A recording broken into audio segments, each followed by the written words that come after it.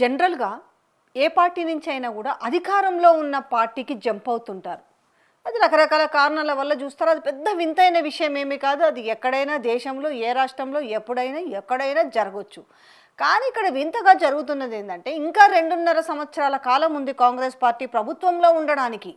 అయినప్పటికీ కూడా వాళ్ళ పాలన, వాళ్ళు చేస్తున్న తప్పిదాలు, వాళ్ళు సీనియర్లకు ఎలాంటి గౌరవం ఇస్తున్నారో తట్టుకోలేక పార్టీ వదిలిపోతున్న జీవన్ రెడ్డి గురించి నేను కొత్తగా చెప్పేదేం లేదు. మనం రోజుకు వార్తలు చూస్తూనే ఉన్నాము.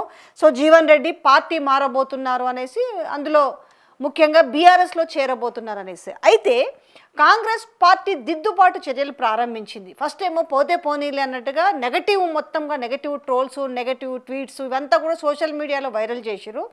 కానీ మళ్ళీ ఎక్కడో ఎందుకో మరి దిద్దుబాటు చర్యలు మొదలుపెట్టింది. ఇలా ఒక్కసారి మీరు ఈ విజువల్ చూడుంటారు, మీకు అర్థమవుతుంది. జీవన్ రెడ్డి గారు ఇబ్బందులకు గురైనారు. ఇంత సుదీర్ఘ అనుభవం ఉండి ఈ వయసులో కొంత బాధపడ్డాడు. సో ఆ దిద్దుబాటు చూసిరు కదా, ఆ దిద్దుబాటు చర్యల్లో భాగంగా జీవన్ రెడ్డి దగ్గరికి ఎవరెవరు పోయినరు? ఆది Srinivas and PCC president and AICC కార్యదర్శి సచిన్ సావంత్ కూడా పోయిండు. పోగానే ఆయన ఏం చేసిండంటే, కాంగ్రెస్ పార్టీ కండువా మెడలో వేయబోతే మీరు నాకు చేసిన అన్యాయం చాలు అని చెప్పేసి ఆయన కండువాని కప్పుకోలేదు, నిరాకరించిండు. ఇంకా తప్పని పరిస్థితులు ఏం చేసిండంటే దాన్ని తీసి మహేష్ గౌడ్కి వేసిండు. చూస్తున్నారు కదా. ఇంకా ఒకసారి డిసైడ్ చేసినాక ఆయన డిసైడ్ అయిపోయింది. ఇంకా జరిగిన అవమానాలు మన ఆల్మోస్ట్ ప్రయత్నం చేసిన మన మున్సిపల్ ఎలక్షన్స్లో ఏదన్నా ఉంటే సర్దుబాటుకు ఏదో ఒక ఎట్లనో ఒకట్లా సర్దుబాటు చేసుకుందామని చూసినా కూడా అవ్వలేదు. ముఖ్యంగా ఎక్కడ చిచ్చు రగిలింది?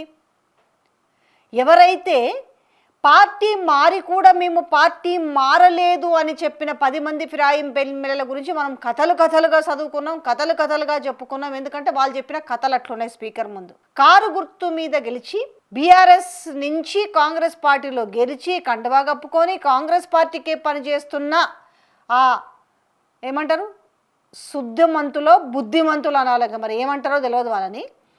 అటు ఇటు కాని వాళ్ళ గురించి ఎంత తక్కువ మాట్లాడుకున్నా మంచిది. సో దాంట్లో భాగంగా జగిత్యాలలో బీఆర్ఎస్ పార్టీ నుంచి గెలిచిన డాక్టర్ సంజయ్ చేస్తున్న పెత్తనాలకు తట్టుకోలేక నాకు ఇక్కడ ఏం విలువ ఉంది, అట్లీస్ట్ మున్సిపల్ ఎలక్షన్లలో గెలిచిన అంటే రెబల్ అన్నట్టుగా ఒక వర్గమేమో జీవన్ రెడ్డి వర్గము, ఒక వర్గమేమో సంజయ్ వర్గం, కనీసము చైర్పర్సన్ని ఈయన వర్గానికి ఇస్తారేమో అని చూస్తే అది కూడా అవ్వలేదు. సో నాకు ఎట్లాంటి ప్రాధాన్యత లేదు అనుకున్నప్పటికీ నేను ఉండడం కూడా వేస్ట్. 40 సంవత్సరాల పాటు ఇక్కడ సీనియర్గా ఉండి నేను ఏమి ఈరోజు సాధించింది ఏముంది, ఇక్కడ నాకు ఇంత అవమానం జరుగుతుందనేసి ఆయన ఒక డెసిషన్ తీసుకున్న నేపథ్యంలో సో వీళ్ళు ఈరోజు లాస్ట్ ప్రయత్నంగా రేపు అంటారు కదా కనీసము పిసిసి ప్రెసిడెంట్ పోలేదంటారనేసి చివరిగా ఏదో కంటి తుడుపు చర్యగా పోయి ఆయన ఏఐసిసి కార్యదర్శి ఉండి సచిన్ సావంత్ కాంగ్రెస్ కండవా వేయబోతే అది నిరాకరించిన వైనంగా అనిపిస్తుంది. నిజంగా ఇటు పిసిసి ప్రెసిడెంట్కి ఇది ఘోర అవమానం అని చెప్పాలి. వీళ్ళు అధికారంలో లేకపోతే వేరు విషయం, అధికారంలో ఉండి కూడా బుజ్జగించడానికి పోయి కండువా కప్పడానికి ప్రయత్నిస్తే కూడా నిరాకరించిన వైనం చూస్తుంటే ఈరోజు తెలంగాణ వ్యాప్తంగా ప్రజలు కూడా అర్థం చేసుకోవచ్చు కాంగ్రెస్ తీరెట్లుంది, కాంగ్రెస్ పరిపాలన తీరెట్లుంది, కాంగ్రెస్ అభివృద్ధి ఎట్లుంది, కాంగ్రెస్ వాళ్ళు చెప్తున్న అబద్ధాల గురించి అన్నీ ఈరోజు స్పష్టంగా తెల్లమైన అని చెప్పొచ్చు. ఆయన తగ్గలే, ఈయన పోవడం వల్ల ఆయన చెప్పును నేను పోవడం వల్ల ఇప్పుడు కాంగ్రెస్ పార్టీలో ప్రభుత్వం పడిపోతుందో ఇంకోదో చెప్పలేదు. బట్ దానికంటే ఒక సమయం ఉంటుంది, దాని రిఫ్లెక్షన్ రావడానికి కొంచెం సమయం పడుతుంది. ఆ సమయం వరకు వేచి చూసిన తర్వాత అప్పుడు ఈ వ్యక్తి వాల్యూ ఏంటనేది అప్పుడు తెలుస్తుంది. ఇప్పటికిప్పుడు తెలియకపోవచ్చు, ఏదైనా కూడా మనకి ఇమ్మీడియట్లీ దాని రిజల్ట్ ఉండకపోవచ్చు, కానీ ఆ తర్వాత పరిస్థితుల్లో దాని రిజల్ట్ ఏందని తెలుస్తుంది. సో వాళ్ళు అట్లా వెళ్ళిపోగానే ఈ విజువల్ కూడా చూడొచ్చు.